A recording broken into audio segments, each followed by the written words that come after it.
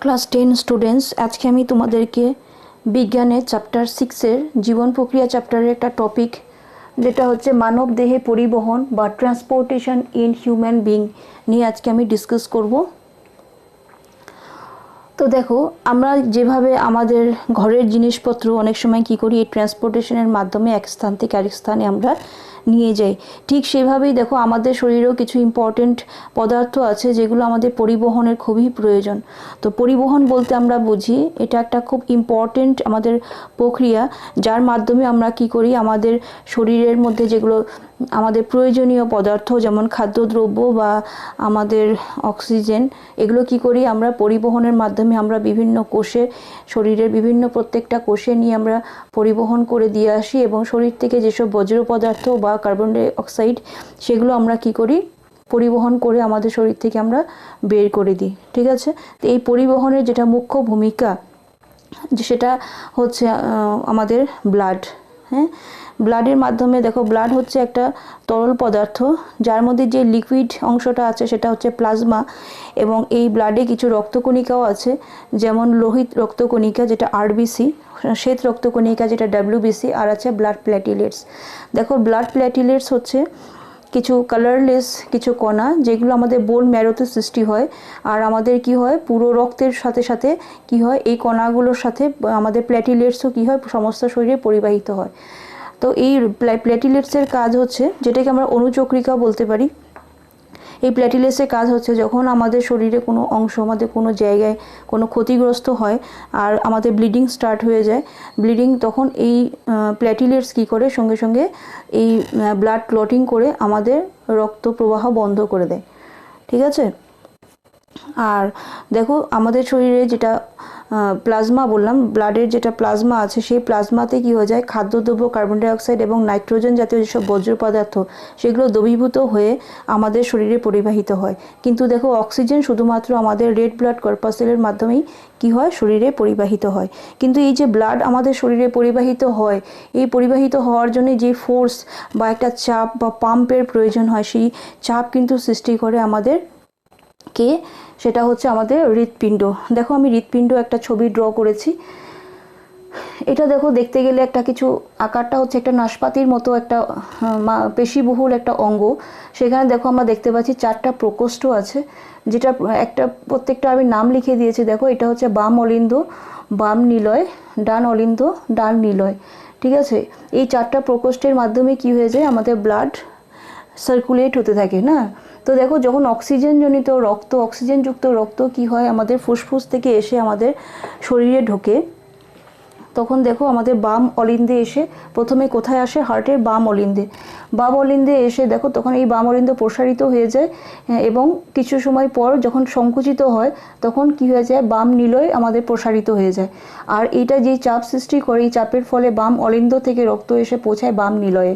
আবার বাম নিলয় যখন সংকুচিত হয় তখন প্রচুর পরিমাণে চাপ সৃষ্টি হয়, এবং এই চাপের ফলে ব্লাড কি হয়, ধমনী দিয়ে আমাদের সমস্ত শরীরে গিয়ে পৌঁছায়, গিয়ে আমাদের অক্সিজেনযুক্ত রক্ত কি করে, আর যেসব খাদ্যদ্রব্য দ্রবীভূত অবস্থায় থাকে সেগুলো নিয়ে আমাদের কোষে পৌঁছে দেয়, এবং কোষের থেকে কার্বন ডাই অক্সাইড এবং বজ্র পদার্থ এনে কোথায় নিয়ে আসে, আমাদের ডান অলিন্দে এসে ঢোকে। তখন ডান অলিন্দ কি হয়ে যায়, প্রসারিত হয়ে যায়, ঠিক আগের মতোই। আবার ডান অলিন্দ যখন সংকুচিত হয় তখন যেই প্রেশার সৃষ্টি হয়, এই প্রেশারে কি হয়ে যায়, ব্লাড এসে আমাদের ডান নিলয়ে গিয়ে পৌঁছে যায়। আবার ডান নিলয় যখন সংকুচিত হয় তখন খুব বেশি চাপের সৃষ্টি হয়, ফলে ধমনীর মাধ্যমে কোথায় চলে যায়, এই রক্ত বিশুদ্ধ হওয়ার জন্যে, শোধিত হওয়ার জন্য কোথায় চলে যায়, আমাদের ফুসফুসে চলে যায়। ঠিক আছে, এইভাবে আবার ফুসফুসে অক্সিজেন যুক্ত হয়ে ব্লাড এসে বাম অলিন্দে এসে ঢোকে। এইভাবে কি হয়ে যায়, ব্লাড আমাদের হৃৎপিণ্ডের মধ্যে সার্কুলেট হতে থাকে। ঠিক আছে, এতটুকু বোঝা গেছে। তো দেখো, এখানে আরেকটা কথা আমি বলবো। দেখো, হৃৎপিণ্ডের যে দেওয়ালগুলো দেখা যাচ্ছে, দেখো অলিন্দ থেকে নিলয়ের দেওয়ালগুলো একটু পুরু বা মোটা দেখা যাচ্ছে না, কেন কি, এই যেহেতু নিলয়ের মানে চাপের পরিমাণ একটু বেশি থাকে, অলিন্দ থেকে নিলয়ে প্রচুর পরিমাণে চাপের সৃষ্টি হয়, ফলে কি হয়, ধমনী দিয়ে ব্লাড ইজিলি আমাদের শরীরে সার্কুলেট করতে পারে। দেখো, নিলয় যখন সংকুচিত হয় তখন কি হয়, যেই ধমনীর দেওয়ালগুলোতে যে চাপের সৃষ্টি হয় সেটাকে আমরা বলি সিস্টোলিক প্রেশার। যেই চাপটা সৃষ্টি হয় সেটাই হচ্ছে রক্তচাপ বলে আমরা জানি। আর দেখো নিলয় সংকুচিত হওয়ার সময় যেই চাপ সৃষ্টি হয় সেটাকে বলবো আমরা সিস্টোলিক প্রেশার। আর নিলয় যখন প্রসারিত হয় তখনও কিছু পরিমাণ চাপ সৃষ্টি হয়, যেটাকে আমরা বলবো ডায়াস্টোলিক প্রেশার। তো সাধারণত একজন মানুষের শরীরে যেটা সিস্টোলিক প্রেশার সেটা থাকে 120 mmHg, আর যেটা ডায়াস্টোলিক প্রেশার সেটা থাকে 80 mmHg, নর্মাল যেটা মানুষের শরীরে থাকে। তো দেখো, আর এই যে রক্তচাপ যে মাপার যন্ত্র সেটা হয়তো আমরা অনেকেই জানি নাম, সেটা হচ্ছে তোমরা নোট করে নেবে, সেটা হচ্ছে স্ফিগনো, SPHIGMO, স্ফিগমো, MENOMETER, স্ফিগনোমেনোমিটার। ঠিক আছে, এই নামটা মনে রাখবে, অনেক সময় প্রশ্ন আসে তোমাদের। তো দেখো এখানে আরেকটা কথা আমি বলবো, দেখো এই যে হৃৎপিণ্ডের মধ্যে যে 4টি প্রকোষ্ঠ আছে, এই প্রকোষ্ঠের মধ্যে দেখো অলিন্দ থেকে নিলয়ের যে রাস্তা আছে, এখানে একটা ছোট দরজা আছে যেটাকে আমরা বলবো ভাল্ব। এই ভাল্ব থাকার জন্য কি হয়, রক্ত শুধুমাত্র অলিন্দ থেকে নিলয়ে এসে প্রবেশ করতে পারে, কিন্তু যেই চাপ সৃষ্টি হয় চাপের ফলে কিন্তু নিলয় থেকে উল্টো কিন্তু মুভ করতে পারে না, তখন ঠিক ধমনী দিয়ে রক্ত বাইরে বেরিয়ে আসতে হয়। সেম এখানেও আছে, ডান অলিন্দ ডান নিলয়ের মাঝখানেও একটা কি আছে, ভাল্ব আছে, যেটার জন্য কি হয়, ব্লাড উল্টো দিকে মুভ করতে পারে না, শুধুমাত্র অলিন্দ থেকে নিলয়তে আসতে পারে, নিলয় থেকে অলিন্দে যেতে পারে না।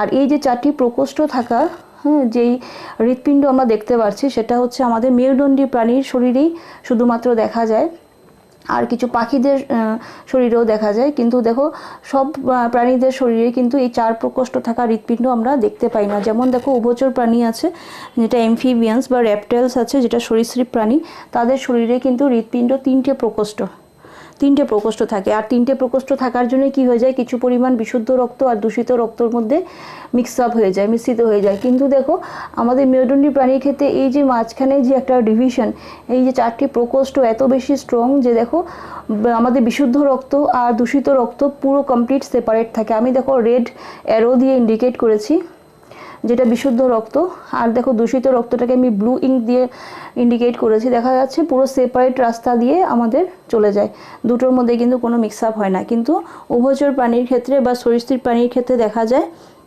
কিছু পরিমাণ দূষিত আর বিশুদ্ধ রক্ত মিক্স আপ হয়ে যায়।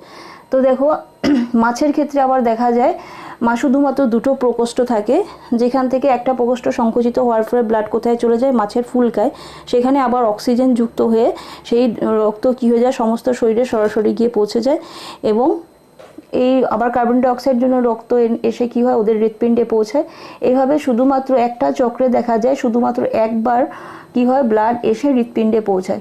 কিন্তু মেরুদণ্ডী প্রাণীর ক্ষেত্রে দেখা যায় একটা কমপ্লিট চক্রে হৃৎপিণ্ডে 2বার এসে রক্ত পৌঁছায়। তো সেজন্য এই ধরনের মেরুদণ্ডী প্রাণী যেটা পরিবহন, সেটাকে আমরা বলতে পারি দ্বিচক্র পরিবহন সিস্টেম, বা আমরা বলতে পারি ডাবল সার্কুলেটরি সিস্টেম। ঠিক আছে, তো আশা করি তোমাদের বোঝা গেছে কমপ্লিট সার্কুলেটরি সিস্টেম বা পরিবহন সিস্টেম যেটা কমপ্লিট বোঝা গেছে। আর একবার আমি রিভিশন করে দিতে চাই তোমাদেরকে। দেখো পরিবহন আমরা বুঝতে পেরেছি যেই খাদ্যদ্রব্য বা আমাদের নাইট্রোজেন জনিত যেসব বজ্র পদার্থ বা কার্বন ডাইঅক্সাইড, অক্সিজেন, এগুলো আমাদের সমস্ত শরীরে যে পরিবহন হয় সেটা হয় কিসের মাধ্যমে, ব্লাডের মাধ্যমে, রক্তের মাধ্যমে।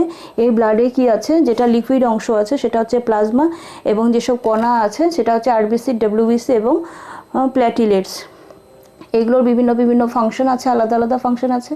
আর যেটা আমাদের শরীরে যখন অক্সিজেন যখন পরিবহন হয় সেটা শুধুমাত্র আরবিসির সাথে যুক্ত হয়ে কি হয়, পরিবাহিত হয়। ঠিক আছে, আর রক্তে যে চাপের সৃষ্টি হয়, যে চাপের মাধ্যমে রক্ত আমাদের শরীরে সার্কুলেট করে, এই চাপ কিন্তু সৃষ্টি হয় আমাদের হৃৎপিণ্ড থেকে। তো দেখো হৃৎপিণ্ড আমরা আকার আকৃতি আমরা বুঝতে পেরেছি, যেটা আমাদের কি আছে, 4টি প্রকোষ্ঠ আছে। কিভাবে আমাদের একটা প্রকোষ্ঠ থেকে একটা প্রকোষ্ঠতে কি হয়, ব্লাড কিভাবে পৌঁছায়, এখান থেকে কি হয়ে যায়, আমাদের শরীরে চলে যায়, সমস্ত শরীরে।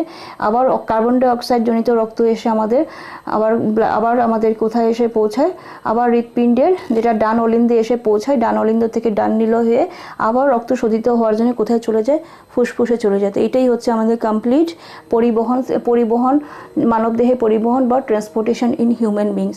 এটার উপরে তোমাদের অনেক ইম্পর্টেন্ট কোশ্চেন আসে, যেগুলো আমি তোমাদেরকে কোশ্চেন অ্যান্সার আমি তোমাদেরকে দিয়ে দেব। ঠিক আছে, আশা করি বোঝা গেছে। আর যদি কোনো প্রবলেম থাকে তোমরা অবশ্যই কমেন্ট বক্সে কমেন্ট করবে, তাহলে আমি তোমাদেরকে গাইড করতে সুবিধা হয়, বা আমি এইসব ব্যাপার নিয়ে আবার আলোচনা করব। ঠিক আছে, থ্যাংক ইউ।